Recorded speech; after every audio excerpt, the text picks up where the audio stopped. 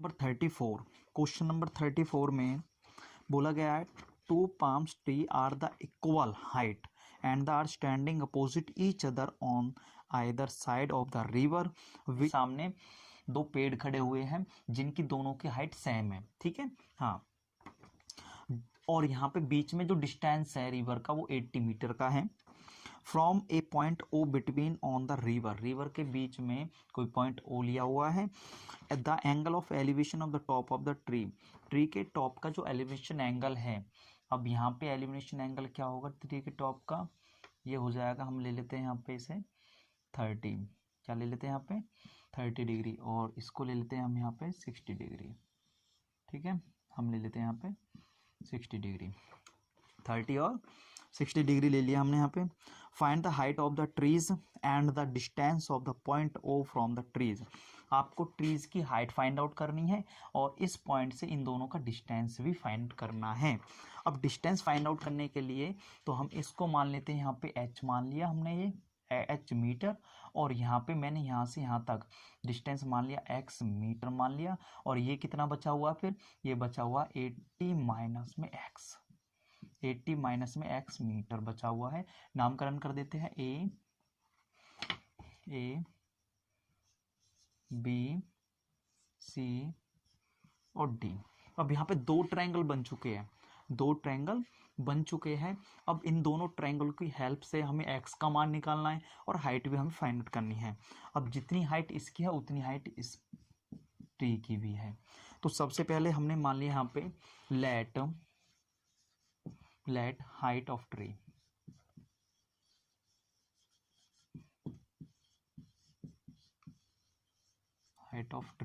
तो हमने h metre मान लिया, ठीक है। तो हम ट्रायंगल ले लेते हैं यहाँ पे, in triangle A B O, ये ट्रायंगल लिया। यहाँ पे ले लेते हैं हम, जो साइड हमें फाइंड करनी होती है या दी होती है उसी से हमें मतलब होता है। ये फाइंड करनी है और फाइंड भी ये भी करनी है, लेकिन हमें इसमें वैल्यू भी दी गई है। तो हम ले लेते हैं यहाँ पे ए बी अपॉन में B O is equal to, यहाँ पे ए बी कितनी क्या है आपके पास, यहाँ पे ये परपेंडिकुलर हो गया और ये हो गया बेस। परपेंडिकुलर अपॉन बेस होता है 10, और यहाँ पे एंगल कितना दिया हुआ है 30 डिग्री। tan 30 का जो मान होता है वो कितना होता है, tan 30 का मान होता है 1/√3। ए बी कितना है h अपॉन में, और बी ओ कितना है 80 माइनस में x। अब यहाँ पे हम क्या कर लेते, क्रॉस मल्टीप्लाई, इसकी मल्टीप्लाई इससे कर दीजिए, तो यहाँ पे आ गया h√3 इज इक्वल टू, इसकी मल्टीप्लाई इससे कर दीजिए 1 से, तो ये सेम उठ के यहाँ पे आ जाएगा, ठीक है। अब यहाँ पे h√3 is equal to 80 minus में x, इसको मान लेते हैं यहाँ पे फर्स्ट इक्वेशन, ठीक है, फर्स्ट इक्वेशन मान ली। अब यहाँ पे नेक्स्ट जो ट्रायंगल लिया जाएगा, ट्रायंगल DCO ले लेते हैं, DCO, ये ट्रायंगल लिया। DCO ट्रायंगल लेने के बाद आपको सेम ऐसा ही करना जैसे मैंने इसमें किया था, DC अपॉन CO लिया है। DC क्या हो गया, परपेंडिकुलर हो गया, ठीक है, और CO क्या हो गया यहाँ पे, बेस हो गया। परपेंडिकुलर अपॉन बेस क्या होता है, ये होता है 10, और एंगल कितने डिग्री का, 60 डिग्री का हो गया यहाँ पे, ठीक है। और 10 60 डिग्री का मान कितना होता है, √3 होता है। DC कितना है h, और OC है आपके पास x, तो h अपॉन में x आ गया। अब मैं इस क्रॉस मल्टीप्लाई करना है मुझे, तो यहाँ पे क्रॉस मल्टीप्लाई आप करोगे, यहाँ पे क्रॉस मल्टीप्लाई करोगे, h की 1 से करोगे तो h आ गया, और x की √3 से करोगे तो x√3 आ गया, ये आ गया। अब यहाँ पे मान लेता हूँ इसको मैं सेकेंड इक्वेशन। अब इस h के मान को मैं यहाँ पे पुट कर देता हूँ, h के स्थान पे, ठीक है, h के स्थान पे पुट कर देता हूँ, यहाँ पे। तो पुट करूंगा यहाँ पे, तो h√3 is equal to 80 minus में x, h के स्थान में पुट करना है मुझे x√3, और यहाँ पे √3 ये इज इक्वल टू में 80 माइनस में x। अब यहाँ पे क्या करना है, √3 तो 3x आ गया, इस x को उठा के यहाँ पे ले जाओ तो ये प्लस में x आ गया इज इक्वल टू 80। इन दोनों को प्लस कर दीजिए, यहाँ पे 1 है, 3 और 1 4x आ गया, इज इक्वल टू 80। अब इस 4 को ले जाओ इस तरफ बॉर्डर पार, तो ये किस में चला जाएगा, डिवाइड में। तो 4 कैंसिल आउट कर दो, 4 बन जाए 4 2 जा। तो x का मान जो आपके पास आ गए वो आ गए 20। कितना आ गया यहाँ पे, x का मान आ गया 20। मतलब एक ट्रीज का डिस्टेंस निकल के आ गया जो x माना हुआ है 20 मीटर आ गया। अब हमें इसका भी तो निकालना है। अब यहाँ पे OC निकल के आ गया आपके पास इज इक्वल टू 20 मीटर। अब आपको यहाँ पे निकालना है, क्या निकालना है, BO निकालना है। BO निकालने के लिए 80 माइनस में x। अब यहाँ पे x के स्थान पे क्या लिखना है आपको, 20 माइनस में 80 क्या आ जाएगा यहाँ पे, यहाँ पे आ जाएगा 60 मीटर। 60 मीटर आ गया। ये आ गया आपके पास BO का डिस्टेंस, दूसरे ट्री का डिस्टेंस आ गया। अब हमें हाइट भी तो फाइंड आउट करनी है। यहाँ पे हाइट फाइंड आउट करने के लिए क्या करना होगा, हाइट फाइंड आउट यहाँ पे कर लेते हैं। तो h इज इक्वल टू क्या लिखा हुआ है यहाँ पे, h इज इक्वल टू लिखा हुआ है x√3 और x का मान निकल के आ गया आपके पास यहाँ पे 20√3 metre is equal to height. Height ये हो गई, इसकी हाइट भी फाइंड आउट हो गई, दोनों का डिस्टेंस भी निकल के आ गया। ये हो गया कंप्लीट क्वेश्चन। चलते हैं नेक्स्ट क्वेश्चन की तरफ। 34 का चॉइस वाला क्वेश्चन। इसमें बोला गया है कि एक बिल्डिंग है और एक टावर है, ठीक है। एक बार पढ़ लेता हूँ उसे। इसमें angle of the diffraction of the top and the bottom, जो एंगल ऑफ डिप्रेशन है उसका टॉप और bottom of the building, building के टॉप और बॉटम का, पहले टॉप का नाम आया है फिर बॉटम का आया है, ठीक है। 50 मीटर हाई, मतलब ये बिल्डिंग 50 मीटर ऊंची है। Observed from the top of the tower, जो ऑब्जर्व कर रहा है उसे, वो टावर के टॉप पे यहाँ पे खड़ा हुआ है, वहां से इसके टॉप को और इसके बॉटम को देखता है, ठीक है। तो top of tower are the 30 degree and 60 degree. तो पहले टॉप का नाम आया है, तो सबसे पहले वो टॉप को देखता है और यहाँ पे एंगल बनाता है 30 डिग्री का। कितने डिग्री का, 30 डिग्री का। और इसके बॉटम का जो एंगल बनाता है वो बनाता है 60 डिग्री का, ठीक है। हाँ, तो इसमें पूछा गया find the height of the tower, इस टावर की हाइट पूछी गई है। And also the horizontal distance between the building and tower, tower का ये डिस्टेंस भी पूछा गया है आपसे। तो आप कैसे करोगे यहाँ पे, तो एक बार मैंने ये डायग्राम पहले बना चुका हूँ। तो यहाँ पे क्या करना, देखिए यहाँ पे, यहाँ से यहाँ तक बिल्डिंग की ऊंचाई 50 मीटर, तो यहाँ से इसके बराबर जस्ट पास में, तो ये यहाँ से यहाँ तक भी तो कितने मीटर की होगी, 50 मीटर की होगी। कितने मीटर की होगी, यहाँ से यहाँ तक 50 मीटर की हो गई, ठीक है। तो ऊपर की मैं हाइट मान लेता हूँ यहाँ पे h, क्या मान लेता हूँ यहाँ पे h। तो टोटल हाइट जो मानी जाएगी वो कितनी मानी जाएगी, h प्लस में 50 मीटर, ठीक है। h प्लस में 50 मीटर मानी जाएगी। अब ये टोटल जब हाइट का यूज करेंगे हम, तो h प्लस 50 का यूज करेंगे, ठीक है। अब नीचे वाले बेस को मैं मान लेता हूँ यहाँ पे x, नीचे वाले बेस को मैं मान लेता हूँ यहाँ पे x, ये हमें नहीं पता यहाँ पे, ठीक है, x मीटर। अब यहाँ पे सवाल को सॉल्व करना है, दोनों डायग्राम समझ में आ गए। अब यहाँ पे देखिए दो ट्रायंगल बन चुके हैं ABC, ये ट्रायंगल बन चुका है, दूसरा बन चुका है AD, और इसको मैं मान लेता हूँ यहाँ पे E, ठीक है, ADE। इन दोनों का यूज करते हुए हमें यहाँ पे डिस्टेंस निकालना और इसके हाइट फाइंड आउट करनी है, ठीक है। तो सबसे पहले हम मान लेते हैं यहाँ पे लेट ले लेते हैं h प्लस में 50 मीटर, ठीक है। तो हम यहाँ पे ट्रायंगल ले लेते हैं सबसे पहले, इन ट्रायंगल ABC, ठीक है। अब यहाँ पे ले लेते हैं पहले इस साइड को AB, जो साइड हमें दी गई है और जो फाइंड करनी है उसी से मतलब होता है, दो साइड से मतलब होगा। अब यहाँ पे हमें ये साइड आधी दी गई थी, आधी नहीं दी गई, और ये फाइंड करनी है, तो इन दोनों साइड से हमें मतलब होगा यहाँ पे। तो यहाँ पे मैं साइड ले लेता हूँ AB अपॉन में BC, AB अपॉन में BC। अब AB क्या हो गई यहाँ पे, ये हो गई AB परपेंडिकुलर, और ये हो गया यहाँ पे बेस। परपेंडिकुलर अपॉन बेस किसके बराबर होता है, ये होता है tan के बराबर होता है। और tan यहाँ पे एंगल कितने डिग्री का लिया जाएगा, 60 डिग्री का एंगल लिया जाएगा, ठीक है। और tan 60 का जो मान होता है वो कितना होता है, √3 होता है। तो यहाँ पे मैं √3 लिख दिया, ठीक है, इज इक्वल टू AB कितना है यहाँ पे, h प्लस 50। तो AB हो गया h प्लस 50 अपॉन में, और BC क्या माना हुआ है यहाँ पे x, ठीक है। अब इस x को मैं यहाँ पे ले जाता हूँ, तो यहाँ पे h plus 50 is equal to x √3, ये आ गया। अब यहाँ से मैं क्या काम कर लेता हूँ, 50 को ले जाता हूँ इस तरफ, तो h इज इक्वल टू में x√3 माइनस में 50, एक तरफ हो गया, h का मान निकल के आ गया, अभी x का भी तो निकालना है, तो इसको मैं फर्स्ट इक्वेशन मान लेता हूँ। ठीक है, अब ले लेता हूँ यहाँ पे, अब यहाँ पे इसके बाद ले लेता हूँ in triangle A E D, अब इस ट्रायंगल का यूज कर लेता हूँ, तो ट्रायंगल ए ई डी, अब इस ट्रायंगल को लिया तो देखो ये भी एक्स है, तो सिंपल सी बात है ये भी एक्स होगी, यहाँ पे एक्स मीटर, तो यहाँ पे ले लेता हूँ ए ई यहाँ से यहाँ तक A E upon E D, upon में E D is equal to वही सेम परपेंडिकुलर अपॉन बेस, ये किसके बराबर होती है, 10 के बराबर, और यहाँ पे एंगल कितनी डिग्री का, 30 डिग्री का आ गया।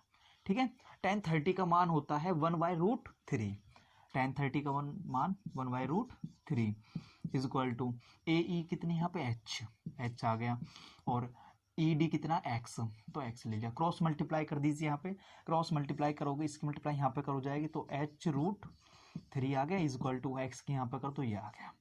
ठीक है, अब यहाँ पे आप क्या काम करोगे, x के स्थान पे इसे रख दोगे, x के स्थान पे इसे रख दो यहाँ पे, तो इसको मैं मान लेता हूँ यहाँ पे सेकंड। ठीक है, अब मैं इसको पुट कर देता हूँ यहाँ पे, इस x की वैल्यू को यहाँ पे x के स्थान पे पुट कर देता हूँ, तो मैं पुट करूँगा यहाँ पे, तो h अब √3 मल्टीप्लाई ये √3 आ गया माइनस में 50, एक x की साथ जो वैल्यू था वो √3 था, और यहाँ पे भी √3 है, तो √3 और √3 क्या हो जाएगा, ओनली 3। ठीक है, तो 3h आ गया यहाँ पे, 3h माइनस में 50, 3h माइनस 50 आ गया इज इक्वल टू में कितना आ गया यहाँ पे h, मैं इसको यहाँ पे ले जाता हूँ तो ये माइनस में हो जाएगा, तो h minus 3h is equal to 50 minus में, अब यहाँ पे माइनस आप करोगे तो ये आ जाएगा 2h आ जाएगा माइनस में इज इक्वल टू माइनस 50।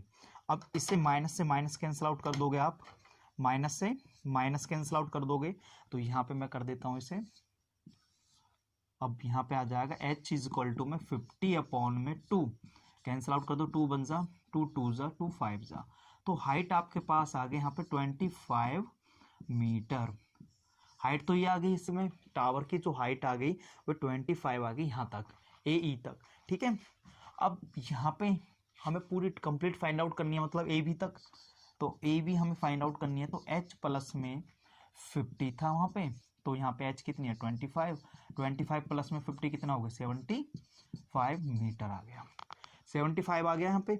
अब यहाँ पे किसकी फाइंड आउट करनी है, डिस्टेंस भी तो फाइंड आउट करना है, तो बी सी कितना है यहाँ पे x, और x का मान कितना है h√3, और h का मान कितना है 25√3 मीटर, x का मान भी निकल के आ गया, ए बी 75 मीटर भी हाइट निकल के आ गई। इस तरीके से फाइंड आउट करते हो। अब चलते हैं नेक्स्ट क्वेश्चन की तरफ। 35 क्वेश्चन नंबर 35 में water is flowing through a cylindrical pipe of internal diameter 2 centimetre. इसका मतलब ये है जिस पाइप में से पानी फ्लो हो रहा है उसका डायमीटर 2 सेंटीमीटर है। ठीक है, इनटू ए सिलेंड्रिकल टैंक, मतलब जो पाइप आता है वो एक सिलेंड्रिकल टैंक में पानी डालता है। बेस रेडियस, जिसका बेस रेडियस है 40 centimetre, at the rate 0.7 metre पर सेकेंड, जो पानी का बहाव है ना, फ्लो है, वो 0.7 मीटर पर सेकेंड है। ठीक है, why how much will the water risk in the tank in the half an hours, मतलब एक रिस्की वे में जो टैंक में पानी है वो आध घंटा में कितना आ जाएगा, कितना भर जाएगा, ये आपसे पूछा गया है। तो आपको क्या करना पड़ेगा, यहाँ पे देखिए आधे घंटे की बात हो रही है, मतलब 30 मिनट की बात हो रही है। 30 मिनट में ये पानी इसमें टैंक में कितना पानी भर देगा, ये क्वेश्चन है आपका। तो इसे फाइंड आउट करने के लिए क्या करना होगा, आपको इसका वॉल्यूम बराबर में इसका वॉल्यूम, क्योंकि इसका वॉल्यूम और इसका वॉल्यूम दोनों बराबर होंगे। ऐसी कंडीशन में कहीं भी कोई भी चीज़, आपकी किसी भी चीज़ को पिघला के कोई चीज़ दूसरी बनाई जाती है, तो इसका मतलब है जो पहली शेप थी उसका वॉल्यूम और जो नई शेप जो आई है उसका वॉल्यूम हमेशा इक्वल होगा। तो ऐसा ही क्वेश्चन कुछ ये भी है। यहाँ पे क्या हो रहा है, उस चीज़ में से पानी निकल रहा है उसकी हमें स्पीड भी पता है और उसका हमें डायमीटर और रेडियस भी हमें पता है, तो उसमें से पानी कितना आएगा कि इतनी देर में ये इतना भर जाएगा। तो हमें इसे फाइंड आउट करने के लिए दोनों के वॉल्यूम को बराबर में रखना होगा, ठीक है, दोनों सिलेंडर शेप में यहाँ पे, ठीक है। तो हम करते हैं अब इसको। सबसे पहले आपको क्या करना पड़ेगा, लेट हम ले लेते हैं हाइट, हम हाइट मान लेते हैं सिलेंड्रिकल टैंक की। तो हाइट हमने मानी यहाँ पे, हाइट यहाँ मान ली यहाँ पे बड़ा एच, कैपिटल एच सेंटीमीटर, ठीक है। अब इसके बाद क्या करना पड़ेगा, यहाँ पे दोनों का वॉल्यूम, यहाँ पे वॉल्यूम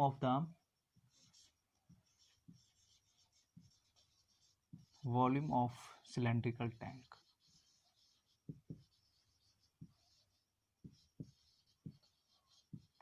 इज इक्वल टू क्या रूल होता है, पाई आर स्क्वेयर एच। अब यहाँ पे पाई को हम एज इट इज रहने दें, अब आर स्क्वेयर आ गया, आर कितना है यहाँ पे 40 मल्टीप्लाई में 40 मल्टीप्लाई में एच नहीं पता हमें, तो एच एज इट इज आ गया, ठीक है, ये आ गया। अब हमें वॉल्यूम निकालना है इसका। अब यहाँ पे हमारे पास एच पता है, आपको पता है यहाँ पे 0.7 मीटर। हम सेंटीमीटर में चेंज करते हैं इसको, सेंटीमीटर में क्यों चेंज करेंगे, सभी यूनिट ज़्यादातर सेंटीमीटर में है, ठीक है, सेंटीमीटर में चेंज करना होता है। अब मीटर से सेंटीमीटर पे जाने के लिए 100 से मल्टीप्लाई करनी पड़ती है, 100 से मल्टीप्लाई करोगे तो ये बनेगा यहाँ पे 700, एक डिजिट पहले डेसिमल है तो एक डिजिट पहले डेसिमल लगा दी, सेंटीमीटर लिख दिया यहाँ पे, ठीक है। तो ये 70 सेंटीमीटर पर सेकेंड आ गया, मतलब एक सेकेंड में 70 सेंटीमीटर स्पीड है पानी की, ठीक है। अब हमें कितने मिनट का निकालना, हमें निकालना 30 मिनट का, ठीक है, कितना निकालना 30 मिनट का। तो यहां पे देखिए length of water flowing in 1 second, 1 second में कितनी लेंथ हो रही है यहाँ पे 70 सेंटीमीटर, ठीक है, 70 सेंटीमीटर। हमें तो निकालना 30 मिनट का, और 30 मिनट का निकालने के लिए length of water flowing in 30 minute हो गई, ठीक है। अब यहाँ पे हमें चेंज करना पड़ेगा किसमें, सेकंड, उसमें सेकंड में चेंज करने के लिए एक मिनट में कितने सेकंड होते हैं 60, तो 60 से मल्टीप्लाई कर दीजिए इसे, ठीक है। तो कितना आ जाएगा यहाँ पे 70 मल्टीप्लाई 30 मल्टीप्लाई 60, इतनी इसकी लेंथ हो जाएगी, ठीक है, सेंटीमीटर, ठीक है, इतनी लेंथ हो जाएगी यहाँ पे। अब इसके बाद क्या करना हम लेंथ का मतलब हाइट, हमें पाइप की हाइट मिल चुकी है यहाँ पे, ठीक है, ये हाइट एज ए हाइट मान लेते हैं हम यहाँ पे, एज ए स्मॉल हाइट मान लेते हैं, ठीक है। अब इसका वॉल्यूम फाइंड आउट करना है, तो आप वॉल्यूम ऑफ पाइप का वॉल्यूम करो पाई आर स्क्वेयर एच, ठीक है, पाई आर स्क्वेयर एच। तो पाई को हम सेम रहने देते हैं क्योंकि ये दोनों बराबर में लिखे जाते हैं।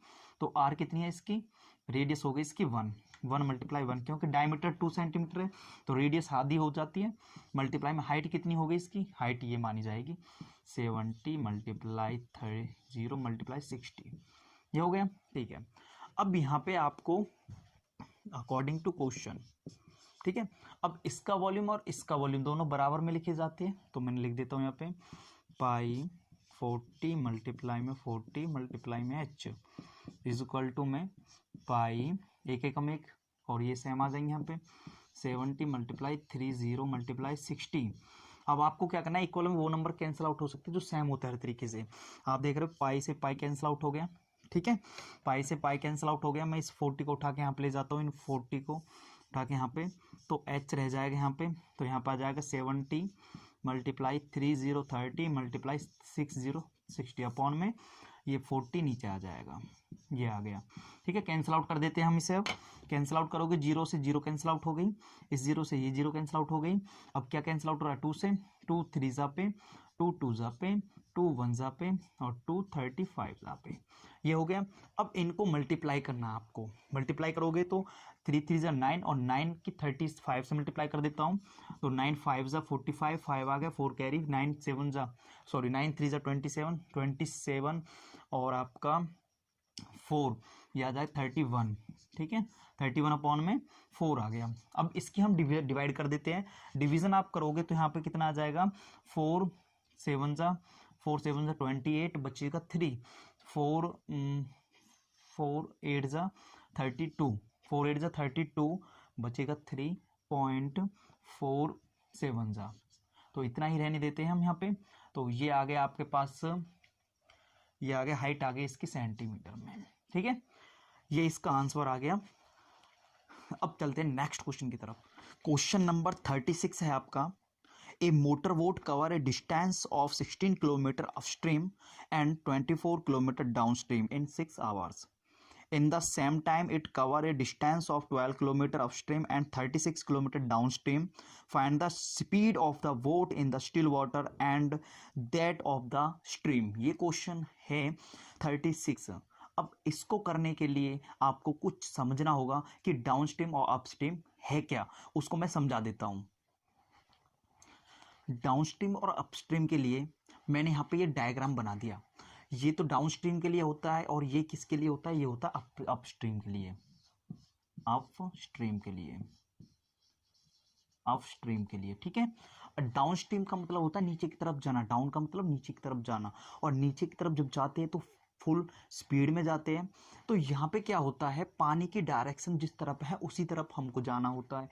अब सपोज करो आप उस तरफ जा रहे हो जिस तरफ पानी की डायरेक्शन है, जिस तरफ पानी भी बहता है, तो आपको क्या काम का, पानी क्या काम करेगा, आपको भी अपने साथ ले जाएगा जितनी वो स्पीड से जा रहा है। सपोज करो आपकी कोई स्पीड नहीं है, पानी की जितनी स्पीड होगी उस स्पीड से पानी आपको बहा के ले जाएगा। तो यहाँ पे क्या होगा, जो नाव की जो चाल है, सपोज करो नाव की चाल यहाँ पे 5 किलोमीटर प्रति घंटा है, ठीक है, और पानी के बहाव की जो चाल है वो है 2 किलोमीटर प्रति घंटा।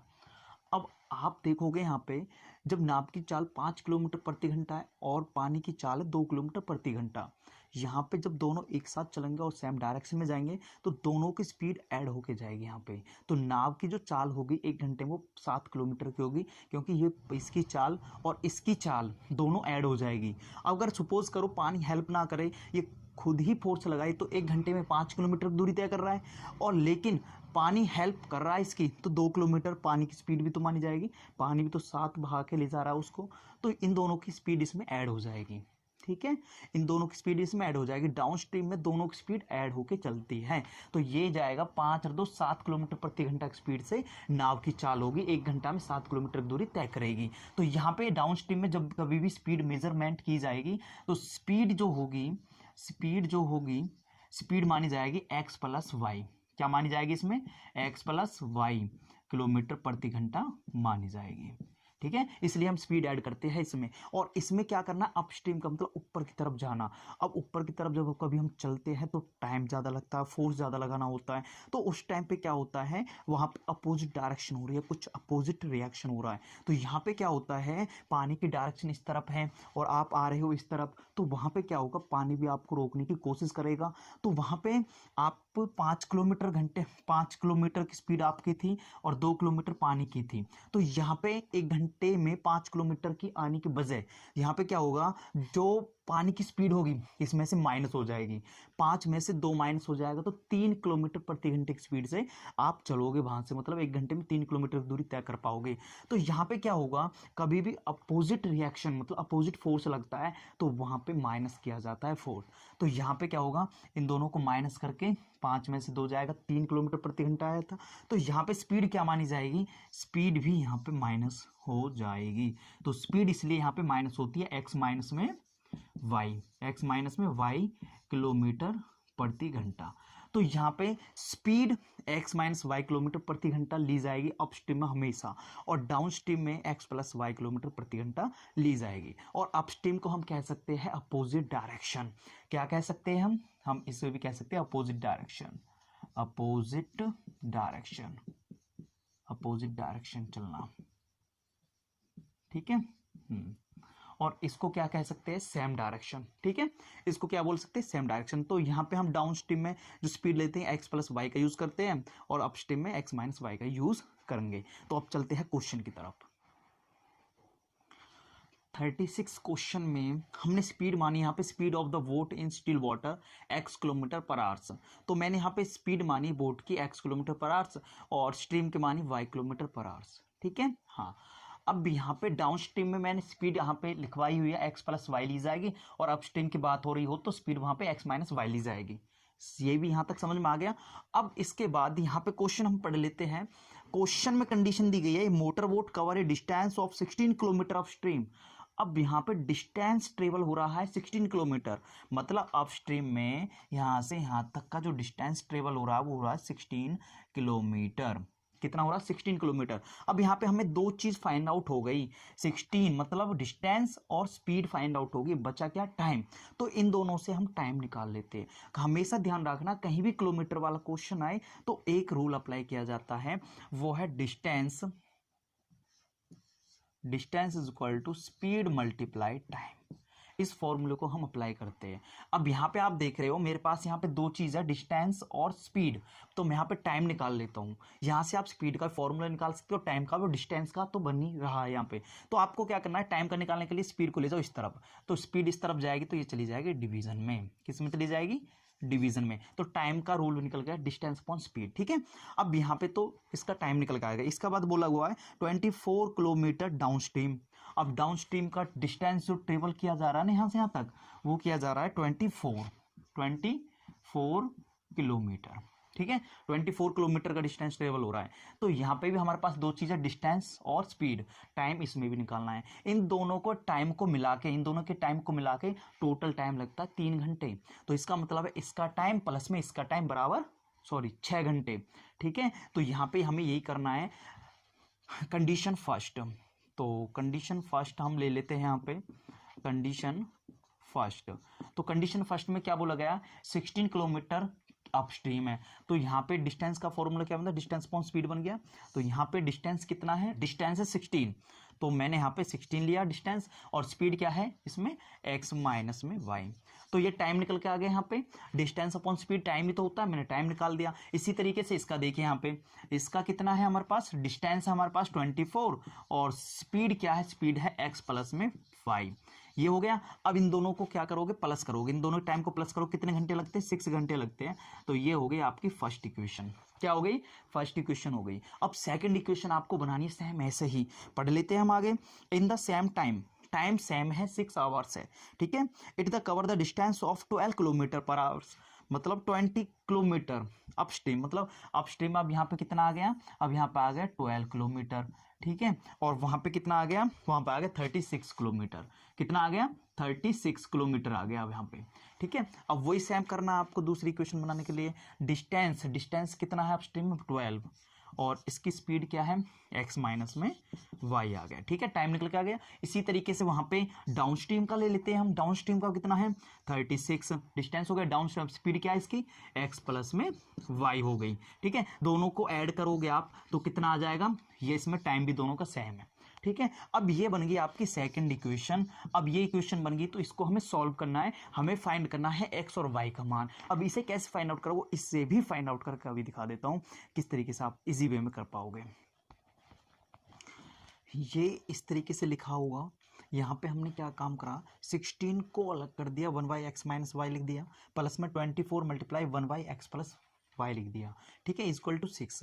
12 मल्टीप्लाई 1/x माइनस वाई लिख दिया, प्लस में 36 multiply 1/x plus y equal to 6 लिख दिया। सबका मालिक एक होता है, सबके साथ होता है। ठीक है, तो यहाँ पे क्या करना है आपको? यहाँ पे मैंने इसलिए किया था, कभी भी कोई क्वेश्चन ऐसा आ जाए तो हमें सिंपल से सिंपल बनाना पड़ता है। यहाँ पे ये नंबर मैं किसी और अदर अल्फ़ाबेट के इक्वल पुट करके और इसमें पुट करके और इसको मैं सॉल्व करूँगा। ठीक है, अब यहाँ पे क्या करना है आपको भी सेम ऐसे ही करना है। ये देखिए, ये नंबर और ये नंबर दोनों सेम है, इसलिए मैं यहाँ पे पुट कर लेता हूँ मैं इसे पुट कर लेता हूँ किसी अदर अल्फ़ाबेट के। 1/x माइनस में y, मैं इसे पुट कर लेता हूँ a के बराबर। किसके बराबर? a के बराबर पुट कर लेता हूँ यहाँ पे। और यहाँ पे देखिए x प्लस वाई, 1/में, तो इसको मैं पुट कर लेता हूँ यहाँ पे x plus y is equal to, put कर लेता हूँ यहाँ पे b के बराबर। ठीक है, ये कर दिया। अब यहाँ पे जहाँ पे भी ये लिखा हुआ वहाँ पे a लिखना है, जहाँ पे भी ये लिखा हुआ वहाँ पे b लिखना है। तो हम लिख देते हैं यहाँ पे। तो ये इक्वेशन आ जाएगी यहाँ पे 16, इसके स्थान पे a आ गया, प्लस में 24, इसके स्थान पे b आ गया, इज इक्वल टू 6 आ गया। ठीक है, ऐसे ही मैं यहाँ पे लिख देता हूँ 12 इसके स्थान पे ए आ गया, प्लस में 36 इसके स्थान पे बी आ गया, इज इक्वल टू 6। ठीक है, अब जितना हो सके उतना सिंपल हम बना देते हैं। इसमें से कुछ कॉमन निकाल लेते हैं। कॉमन क्या निकाल देते हैं हम, ऐसा नंबर निकालो कि कॉमन निकाल के इस नंबर से कैंसिल आउट हो जाए। यदि मैं 2 निकालता हूं यहां से तब भी कैंसिल आउट हो जाएगा। मैं 3 निकालूंगा तो 3 से इससे डिवीजन नहीं होगा, तो इसलिए मैं 2 निकाल देता हूं। इसमें से 2 निकालूंगा मैं, यहाँ से 2 बाहर आ जाएगा, तो अंदर क्या रह जाएगा, यहाँ पे 2 की डिवीजन करो 16 से 16 को, तो यहाँ पर रह जाएगा 8a प्लस में, और यहाँ पर रह जाएगा 1 2b इज इक्वल टू 6। अब ये 2 इस 6 को डिवीजन करेगा तो कितना आ जाएगा, मैं यहाँ पे कैंसिल आउट कर देता हूँ, तो 3 आ गया। ठीक है, स्पेस को बचाते हुए तो मैं यहाँ पे लिख देता हूँ 3, और यहाँ से ये रिमूव हो गया। ठीक है, हाँ, तो ये 8a प्लस में 12b इज इक्वल टू 3 आ गया। इसको इक्वेशन को मान लेते हैं हम यहाँ पे थर्ड इक्वेशन। ऐसे ही मैं इसमें से निकाल देता हूँ, इसमें से निकालूंगा तो इसमें से 2 कॉमन आ जाएगा, 2 3 कॉमन निकाल देता हूँ, तो यहाँ पे रह जाएगा 4a प्लस में 3 1 जा 3 2 जा, यहाँ पे रह जाएगा b इज इक्वल टू 6। अब ये कैंसिल आउट हो जाएगा, 3 1 जा पे 3 2 जा पे। अब यहाँ पे आ गए आपके पास ये नंबर आ गया यहाँ पे 2, और यहाँ पे ये हट गया। ठीक है, तो ये इक्वेशन हो गई आपके पास फोर्थ इक्वेशन। ठीक है, अब आप देख रहे हो यहाँ पे दोनों इक्वेशन आपके सामने हैं। यहाँ पे 8a लिखा हुआ है प्लस में 12b है, यहाँ पे 4a प्लस में 12b है। दोनों मेथड से किसी से भी आप सॉल्व कर सकते हो। 3 मेथड होते हैं, एक मेथड हटा दिया गया है, क्रॉस मल्टीप्लिकेशन मेथड। तो हम elimination method is the best method, तो हम इसे सॉल्व कर देते हैं। अब उसमें क्या करना होता है, किसी एक अल्फाबेट का वाला नंबर सेम बनाना होता है, या तो ए वाले बना दो या बी वाले बना दो। अब यहाँ पे आप देख रहे हो बी वाला दोनों तरीके से सेम है, यहाँ पे बी वाला दोनों तरीके से सेम है, हमें बनाने की ज़रूरत है नहीं। तो हम क्या काम करते हैं, इन दोनों को इसके नीचे ले लेते हैं, डिवीज़न कर लेते हैं, सॉरी माइनस कर देते हैं, दोनों को माइनस कर देते हैं, तो इसके नीचे आ जाएगा। तो 4a प्लस में 12b इज इक्वल टू 2। अब इसको कर देते, साइन चेंज कर देते, यहाँ पे माइनस का साइन हो जाएगा, यहाँ पे माइनस का, और यहाँ पे भी माइनस का। ठीक है, तो यहाँ पे सॉल्व कर देते हैं इसको, ये कैंसिल आउट हो गया, ये कैंसिल आउट हो गया, प्लस माइनस माइनस होता है। अब यहाँ पे 8 में से 4 जाएगा तो यहाँ पे क्या रह जाएगा, यहाँ पे रह जाएगा 4a इज इक्वल टू, यहाँ पे क्या रह जाएगा 1। इस 4 को नीचे ले जाइए तो a का मान आपके पास आ गया 1/4। क्या आ गया, 1/4 आ गया। अब हमें b का मान भी तो निकालना है। b का मान निकालने के लिए हमें क्या करना होगा, इसमें वैल्यू पुट कर दो।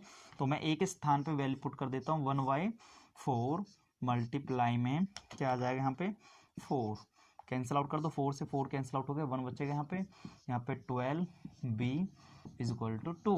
1 को ले जाओ इस तरफ, तो किस में जाएगा, ये माइनस में, तो 2 में से 1 चला जाएगा, 1 बट्टे में नीचे आ जाएगा 12 मल्टीप्लाई में डिवीजन पहुंच गया। तो यहाँ पे b का मान ये आ गया आपके पास। ठीक है, a का मान और b का मान आपके पास आ गया। अब आपको क्या करना है, a का मान आया था 1/4 और b का मान आया 1/2, तो b के स्थान पे 1/12 लिख दिया और a के स्थान पे 1/4 लिख दिया। अब ये बराबर था, ये बराबर में आ गया, ये भी बराबर में आ गया। अब क्या करना, क्रॉस मल्टीप्लाई करोगे, 4 की 1 से मल्टीप्लाई करोगे, 4 1 जा 4 आ गया, इज इक्वल टू इसकी मल्टीप्लाई इससे करोगे तो x माइनस में y आ गया। ऐसी सेम इसकी करोगे, 12 की 1 से करो तो 12 आ गया, इज इक्वल टू इसकी 1 से करो तो x माइनस y आ गया। अब यहाँ पे दोबारा से इक्वेशन तैयार हो चुकी है। अब आपको क्या करना है, सेम ऐसे ही एलिमिनेशन मेथड का यूज करना है। अब यहाँ पे x माइनस वाई है, सॉरी यहाँ पे प्लस में है और ये भी प्लस में है। अब दोनों में सेम क्या है, यहाँ पे x का मान दोनों में सेम है, साइन से भी और नंबर से भी, तो हम माइनस कर देते हैं। मैं इसको उठा के यहाँ पे ले जाता हूँ, इसको उठा के यहाँ पे ले जाऊँगा, तो यहाँ पे आ जाएगा 12 इज इक्वल टू में x प्लस में y। ठीक है, अब सॉल्व कर देते हैं, इसे प्लस कर देते हैं, तो प्लस कर देंगे तो माइनस प्लस माइनस हो जाएगा, तो ये तो कैंसिल आउट हो जाएगा, ये हो गया कैंसिल आउट। अब यहाँ पे क्या आ जाएगा, 1 और 1 2x आ गया, 12 और 4 कितना होता है, 16 होता है। अब ये 2 को ले जाओ इस तरफ, 2 को ले जाओ इस तरफ, तो कितना आ जाएगा यहाँ पे 16/2 इज इक्वल टू में x कैंसिल आउट कर देते, 2 1 जा 2 8 जा, तो x का मान आपके पास आ गया 8, x का मान 8 आ गया। अब यहाँ पे निकालना है y का मान, यहाँ पे 8 आपने रखा यहाँ पे, प्लस में y इज इक्वल टू में 12, इस 8 को उठा के यहाँ पे ले जाओ, तो यहाँ पे आप ले जाओगे तो 12 में से 8 को माइनस कर दो, तो y का मान कितना आ जाएगा 4। ठीक है, y का मान कितना आ जाएगा 4। तो यहाँ पे आपके पास आ गया x का मान आ गया 8 किलोमीटर पर आवर्स और y का मान आ गया आपके पास 4 किलोमीटर पर आवर्स। ठीक है, स्पीड ऑफ द बोट की स्पीड आ गई 8 किलोमीटर प्रति घंटा और स्टीम की स्पीड आ गई 4 किलोमीटर प्रति घंटा। इस तरीके से सवाल को कंप्लीट सॉल्व हो चुके हैं आपका मॉडल टेस्ट पेपर। ठीक है।